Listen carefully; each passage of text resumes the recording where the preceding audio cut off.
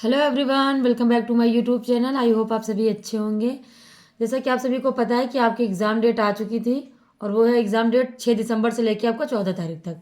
इस पे मैंने एक वीडियो बनाई है क्योंकि एग्ज़ाम में हेर फेर हुआ है डेट में, तो आप इस जिनको नहीं पता है वो इस वीडियो को ज़रूर देख लें।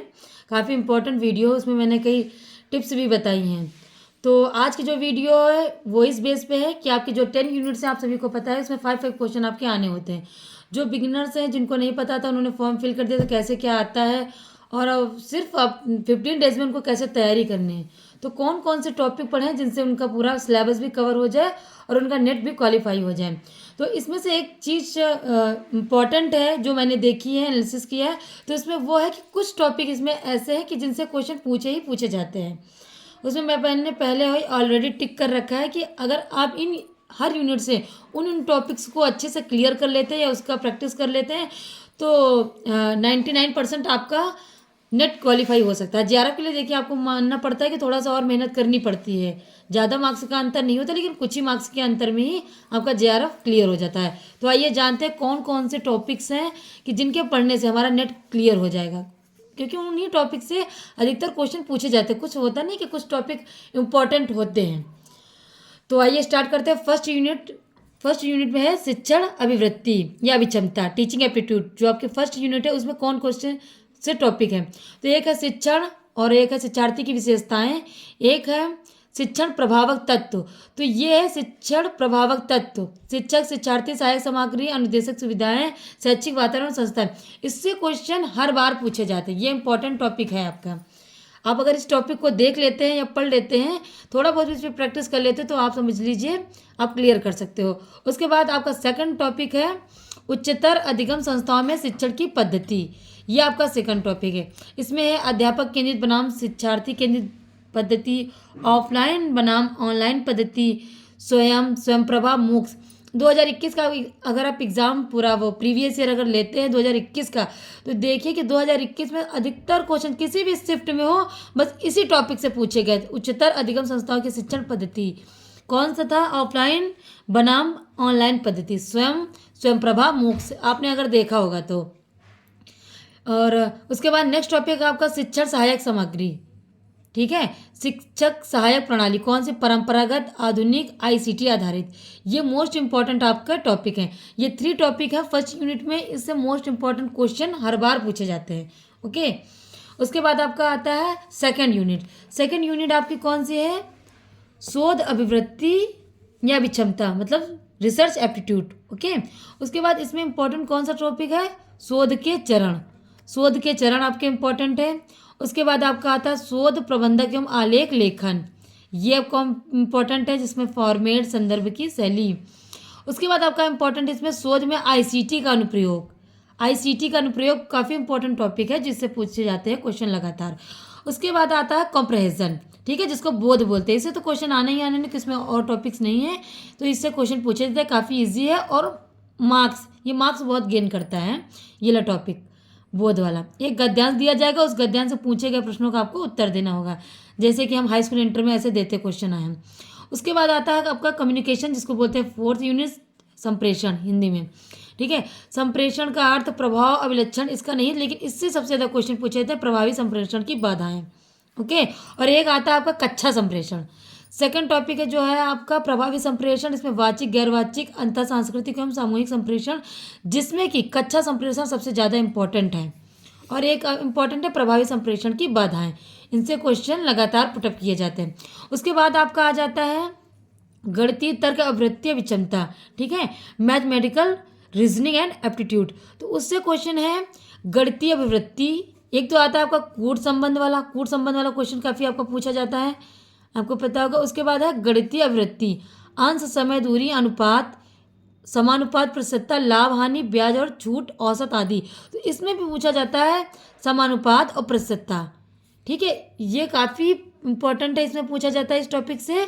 और लाभ, हानि, ब्याज और छूट, औसत आदि, इन टॉपिक से, जिसको मैंने अंडरलाइन किया उसमें से इनको ज़्यादा पूछा जाता है। कूट और संबंध ज़्यादा पूछा जाता है। समानुपात, प्रतिशतता, लाभ हानि, ब्याज और छूट। तो मैं ये नहीं कि मैं आपको वही पढ़ के जाना, लेकिन आप 15 डेज में अगर आप तैयारी करना चाहते हैं तो इन टॉपिक्स को आप पढ़ लीजिए। वैसे तो सभी इंपॉर्टेंट है, पता नहीं कहाँ से क्या पूछे, लेकिन जिस टॉपिक से हमेशा पूछे जाते हैं वो ये टॉपिक है।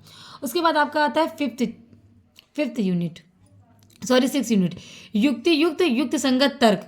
ओके, तो इसमें कौन सा है, ये जो है ये इतना इम्पोर्टेंट नहीं है, इसमें पूछा तो जाता ही है, बट उसके बाद ये आपका आता है, ये आपके टॉपिक्स हैं। एक सेकेंड रुक जाइए आप सभी को, आई होप आपको दिख रहा होगा।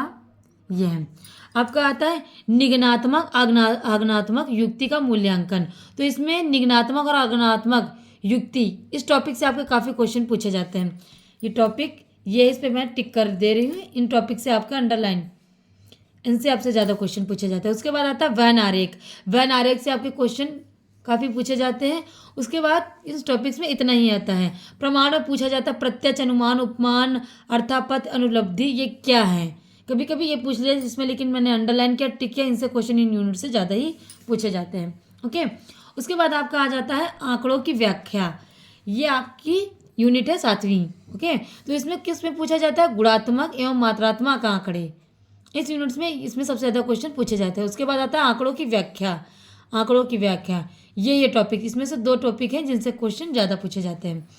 उसके बाद आपका आ जाता है सूचना एवं संचार प्रौद्योगिकी, information and communication technology, ICT जिसको बोलते हैं। तो इसमें ICT सामान्य एवं संक्षिप्त शब्दावली, इनसे क्वेश्चन ज़्यादा पूछा जाता है।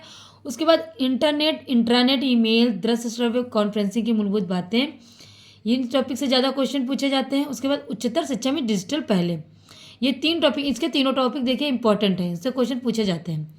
ओके, ये तीनों इंपॉर्टेंट टॉपिक हैं। उसके बाद आपका आ जाता है 9वीं यूनिट, लोक विकास और पर्यावरण, पीपल डेवलपमेंट एंड इन्वायरमेंट। तो इसमें सबसे ज़्यादा क्वेश्चन पूछा जाता है, ये जो 3rd टॉपिक है आपका, पर्यावरण परक मुद्दे।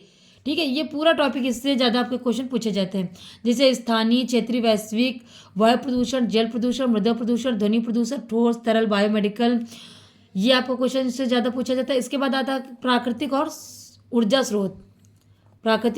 स्रोत, इससे क्वेश्चन आपके बहुत पूछे जाते हैं, सौर, पवन, मृदा, जल, भूताप, बायोमास, नाभिकीय और वन। उसके बाद आता है आपका प्राकृतिक जोखिम और आपदाएं। ठीक है, इससे है जैसे कि न्यूनीकरण युक्तियाँ, पर्यावरण संरक्षण 1986 का, जलवायु परिवर्तन और अंतर्राष्ट्रीय समझौते प्रयास, मॉन्ट्रियल प्रोटोकॉल। इसमें से ऐसे क्वेश्चन आते हैं किस सन में क्या हुआ था, तो मैचिंग वाले क्वेश्चन इस यूनिट से काफ़ी पूछे जाते हैं। जैव विविधता सम्मेलन, इसमें से कौन कौन से थे। ठीक है, क्योटो प्रोटोकॉल, पेरिस समझौता, अंतर्राष्ट्रीय गठबंधन। तो इस नई यूनिट से पर्यावरण मुद्दे के, प्राकृतिक और ऊर्जा स्रोत और प्राकृतिक जोखिम और आपदाएं, इन टॉपिक से क्वेश्चन पूछे जाते हैं और पूछे जा रहे हैं अभी भी। फिर उसके बाद आपकी लास्ट यूनिट है 10th यूनिट, उच्चतर शिक्षा प्रणाली, हायर एजुकेशन सिस्टम। ठीक है, इसमें भी कौन से पूछे जाते हैं, इसमें पूछा जाता है आपका 2nd टॉपिक, स्वतंत्रता के बाद भारत में उच्चतर अधिगम और शोध का उद्देश्य, ये आपका टॉपिक है। उसके बाद आपका भारत में प्राच्य पारंपरिक और गैर पारंपरिक अधिगम कार्यक्रम, और व्यावसायिक तकनीकी वाला है, मूल्य शिक्षा है, नीतियाँ और शासन प्रशासन। तो इसमें ये हम नहीं कह सकते इसमें नहीं है, लेकिन इसमें से जिस टॉपिक से पूछे जाते हैं मैंने आपको चारों बता दिए। इससे ज़्यादा थोड़ा सा कम पूछा था 1st यूनिट से, लेकिन जो इनमें मैंने टिक किया है, पहले से ऑलरेडी मैंने टिक कर रखा था, क्योंकि जब मैंने पढ़ा था देखा था किससे क्वेश्चन लगातार पूछे जाते हैं। तो मैं किस बेस पे बता रही हूँ, क्योंकि मेरे पास जब से ये एग्ज़ाम का पैटर्न चेंज हुआ था, मैंने सारी प्रैक्टिस मैंने प्रीवियस ईयर ले रखा, क्योंकि क्वालिफाई जब मैंने किया था तब किया था, लेकिन अब कैसे क्वेश्चन पूछे जाते हैं, कैसे पुटअप किए जाते हैं, तो उसको भी देखना काफ़ी ज़रूरी रहता है। तो सारे प्रीवियस ईयर मैंने देखने के बाद, सारा एनालिसिस करने के बाद इतना डाटा मैंने कलेक्ट कर रखा था, जो मैंने आप सभी को बता दिया है। आई होप आप सभी को ये जानकारी अच्छी लगे, तो प्लीज़ लाइक करिएगा, और अगर अभी कोई आपका डाउट्स या कुछ पूछना हो तो आप कमेंट कर सकते हैं। सेशन अच्छा लगे तो प्लीज़ लाइक और सब्सक्राइब जरूर करिएगा। Thank you for watching my video.